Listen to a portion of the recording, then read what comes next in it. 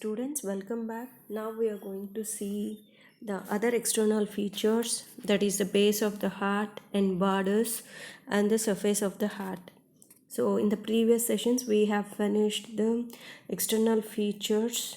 What are the external features present in the heart, and grooves or sulci, and the apex of the heart.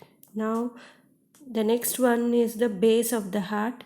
So the base of the heart is directed backwards. So this is the base of the heart. This is the posterior view of the heart. So this base forms its posterior surface. This one forms the posterior surface. It is formed mainly by the left atrium. This one is the left atrium. So this is the left atrium where two pulmonary veins open into it. So this is the left atrium. This is the left atrium. Okay. And by a small part of right atrium. The base is formed by the left atrium mainly and a small part of right atrium. In relation to the base, we can see the openings of four pulmonary veins which open into the left atrium, and the superior and inferior vena cava are open into the right atrium. This one is the right atrium and this one is left. The left atrium has four openings, four pulmonary veins, right and left pulmonary veins, and the superior vena cava and inferior vena cava which are open into the right atrium. Okay, and next one, and this base is related to the middle four thoracic vertebrae. This part is related to middle four thoracic vertebrae, that is T5 to T8 in lying posture. So that is in supine posture, it is related to T5 to T8 and descends by one vertebrae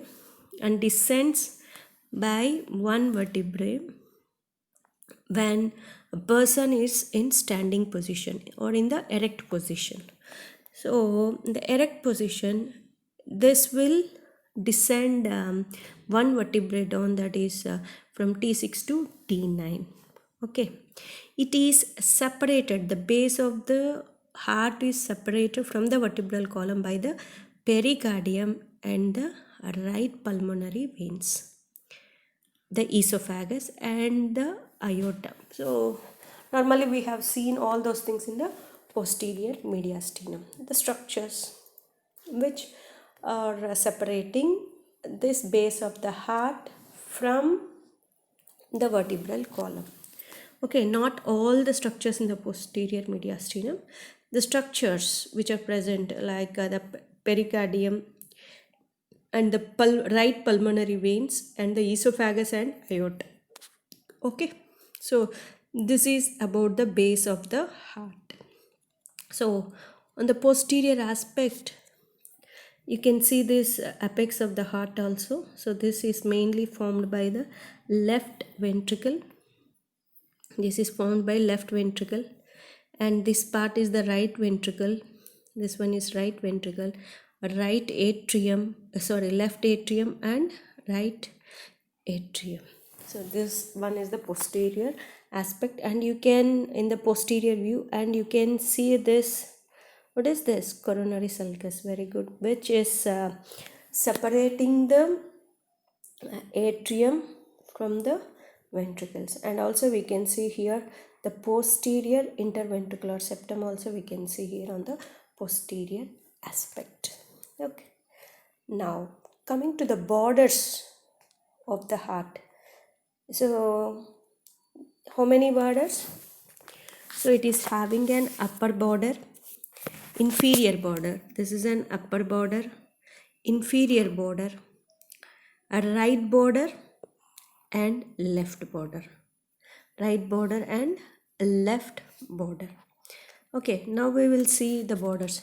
So upper border is slightly oblique and is formed by two atria. Chiefly the left atrium forms the upper border. So that's why we have taken to study borders on the posterior view.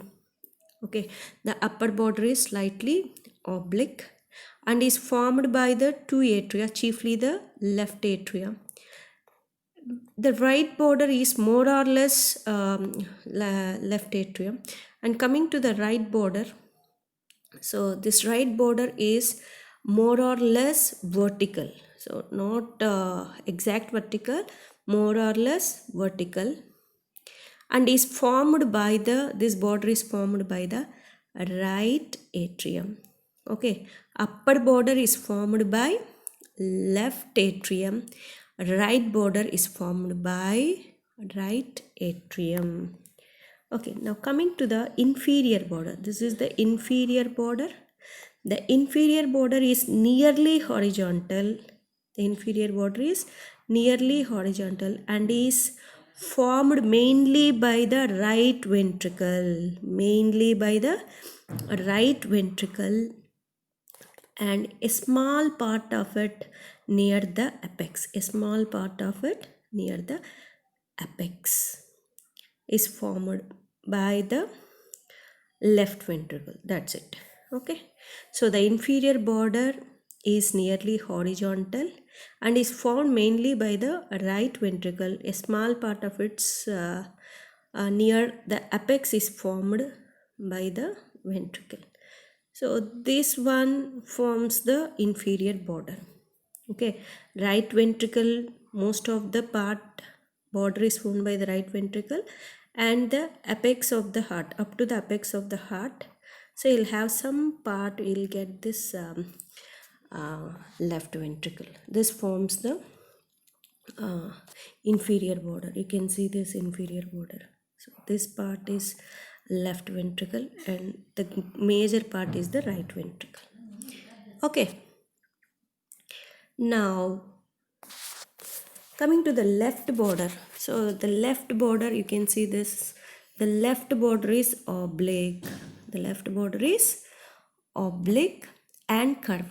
The left border is oblique and curved. It is formed mainly by the left ventricle. Very good. So it is mainly formed by the left ventricle, and if you can see above, and partly by the appendage. What is that appendage called? So left auricle. So left auricle, left side. So some part of this left auricle and major part is formed by the left ventricle. So this border separates, this border, which border? The left border separates the anterior and left lateral surfaces, anterior and left lateral surface of the heart. So this, almost this surface will come as lateral, left lateral surface. All will be present on the left side only. So in the heart we doesn't have any posterior surface. Okay, so all these structures will sit on the diaphragm. So this surface is called as diaphragmatic surface, and we called it as posterior view. Okay, whereas in the previous thing, that is the anterior view, that is called as sternocostal surface. That surface is called sternocostal surface. That view is anterior view. Now in this pic you are seeing the posterior view and the diaphragmatic surface. So again we will see the heart is having 4 chambers. One is right atrium, left atrium, right ventricle and left ventricle.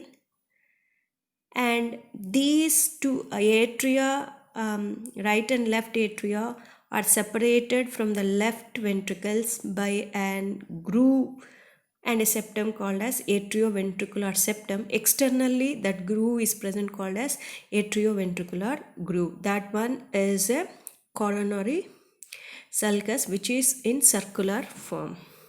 This one. Okay, and then each atria is separated with other atria by another groove externally is called as interatrial groove. And the ventricles are separated by interventricular groove. So these interventricular grooves are, it is having anterior interventricular groove and also posterior interventricular groove. On the anterior side, the interatrial groove we can't see. On the posterior, only partly we can see here. So because that one is hidden below the pulmonary trunk and the arch of aorta, that interatrial septum. Whereas the interventricular septum, we can see it both anteriorly as well as the posterior view. Okay, and these are all about the grooves and cell side. And the heart has an apex. It is having an apex which is directed downwards, forwards and to the left, and it is having base. So now we have studied about the base, which is directed backwards, and it is having three surfaces: anterior surface, inferior surface and lateral surface. Anterior surface is nothing but the sternocostal surface. Okay, and it is having four borders: upper border, right border, inferior border and left border. This left border separates the anterior and the diaphragmatic surfaces separately. Okay, these are all about the external features, and the next external features are the surface of the heart. Okay, how many surfaces? So mainly anterior surface, and next one is the inferior or diaphragmatic surface. Why? Because this base and this what we are seeing on the posterior aspect, so the heart is placed obliquely like this. Okay, so the structures which are present on the posterior aspect will come to the inferior side. So that inferior aspect, that inferior side structures will sit on the diaphragm. So it is called as diaphragmatic surfaces. Okay, so now coming to the surface of the heart, anterior surface. So that anterior surface already we have seen already. The anterior surface is mainly formed by the right atrium. Okay, right atrium, and then the right ventricle. So this one, right ventricle, and next one is the left ventricle. So left ventricle, which forms the base. So which forms the base and some part of left atrium, that is left auricle. Okay, all this. So right atrium, this one is right atrium, and then right ventricle, and partly by the left ventricle and the left auricle. Okay, on the anterolateral surface, we can see the right heart maximum, that is the right atrium and the right ventricle. Maximum portion of right atrium and right ventricle is present on the anterior surface or sternocostal surface. Okay, so the anterior surface is formed mainly by the right atrium, right ventricle and partly by the left ventricle, so which forms the apex here, and the left auricle. Okay, now coming to left atrium is not seen on the anterior surface. Only auricle is seen on the anterior surface, but the left atrium, this part, the left atrium is not seen on the anterior side. Okay, as it is covered by, because it is covered by the aorta and the pulmonary trunk anteriorly, because the presence of aorta and pulmonary trunk. Most of the sternocostal surface on the anterior side, most of the sternocostal surface is covered by the lungs. but a part of it that lies behind the cardiac notch of the left lung is uncovered. Okay, the uncovered area is dull on percussion. So, clinically, it is referred to as the area of superficial cardiac dullness. What do you call that area called? That area is called as superficial cardiac dullness. So, most of the sternocostal surface is covered by the lungs, but a part of it which lies behind the cardiac notch of the left lung is uncovered. Okay, that uncovered area will have some dullness on percussion. If you do some percussion, you'll hear some dull sounds. Okay, so clinically that area is referred as superficial cardiac dullness. Okay. So now coming to the inferior diaphragmatic surface, this is the diaphragmatic surface. So this surface rests on the central tendon of the diaphragm. So this diaphragmatic surface will rest on central tendon of the diaphragm. It is formed in its left two-third of the ventricle. So the surface is formed by left two-thirds of its left ventricle, and in its right one-third by the right ventricle. So this one-third by the right ventricle. Okay, and it is traversed by the posterior interventricular groove, and this is posterior interventricular groove, and this surface is directed downwards. This surface, the entire surface is directed downwards and slightly backwards. Okay, the left surface is formed mostly by the left ventricle. The left surface is that is the left lateral surface is mainly formed by the left ventricle, and also at the upper part of the left auricle. Okay, and in its upper part the surface is crossed by the coronary sulcus. So in the upper part of the left lateral surface, it is crossed by the coronary sulcus in between auricle and the left ventricle. So it is crossed by the coronary sulcus, and this area is related to the left phrenic nerve, the left pericardio-phrenic vessels, and the pericardium. Okay, so these are all the surfaces. Okay, so anterior surface or sternocostal surface, which is mainly formed by the right atrium, right ventricle, and partly left ventricle and left auricle. And this atrium left atrium is not seen on the anterior surface because it is covered by this arch of aorta and descending arch of aorta and the pulmonary trunk. Whereas the inferior surface rests on the central tendon of the diaphragm, and it is formed in its left two-thirds of the left ventricle, and one-third of the right ventricle. And this two are divided by another groove, that groove is called as posterior interventricular groove, and this area is groove which is directed downwards and slightly backwards, and the left lateral surface is mainly formed by the left ventricle and at the upper end of the left auricle. In its upper part, the surface is crossed by the coronary sulcus or atrioventricular sulcus, and this area is related to the left phrenic nerve, left pericardio-phrenic vessels, and the pericardium.